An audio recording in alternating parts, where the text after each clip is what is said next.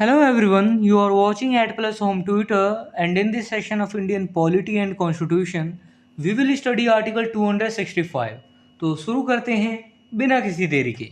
जैसा कि आपको भी पता है, भारतीय संविधान यानी इंडियन कॉन्स्टिट्यूशन को आर्टिकल्स में बांटा गया है और इन्हीं आर्टिकल्स को 22 पार्ट्स के अंतर्गत रखा गया है। इसी 22 पार्ट्स में से 12th पार्ट में फाइनेंस, प्रॉपर्टी, कॉन्ट्रैक्ट्स और सूट्स के बारे में बताया गया है, जिसके अंतर्गत आर्टिकल 264 से लेकर आर्टिकल 300A तक के सारे आर्टिकल्स आते हैं। यहाँ हम बस आर्टिकल 265 पर चर्चा करेंगे। आर्टिकल 265 पार्ट 12 के चैप्टर फर्स्ट के अंतर्गत आता है। चैप्टर फर्स्ट में फाइनेंस के बारे में बताया गया है। यहाँ मैं पहले कंटेंट को इंग्लिश में रीड करूँगा, फिर उसकी मीनिंग आपको हिंदी में समझाऊँगा ताकि आपको कंसेप्ट ज़्यादा से ज़्यादा समझ आ सके।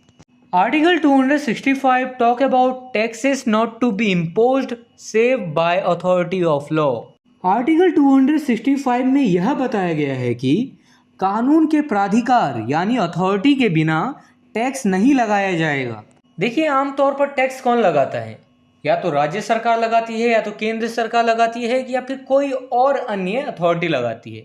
कोई भी अथॉरिटी टैक्स लगाती हो, वो जो टैक्स लगाएगी वो कानून की अथॉरिटी लेने के बाद ही टैक्स लगा पाएगी। बिना कानून के अथॉरिटी के टैक्स नहीं लगाया जा सकता। कानून की इजाज़त होनी चाहिए। No tax shall be levied और collected except by authority of law. फिर से वही सेम बात यहाँ पे कहा जा रहा है कि कानून के अथॉरिटी के बिना कोई भी टैक्स लगाया या वसूला नहीं जाएगा। ना टैक्स लगाया जा सकता है कानून के अथॉरिटी के बिना, ना टैक्स वसूला जा सकता है कानून के अथॉरिटी के बिना।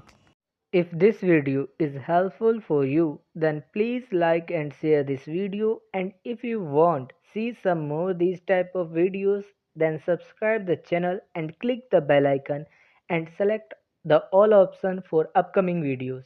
And I hope you have a great experience by watching the Ad Plus Home Tutor.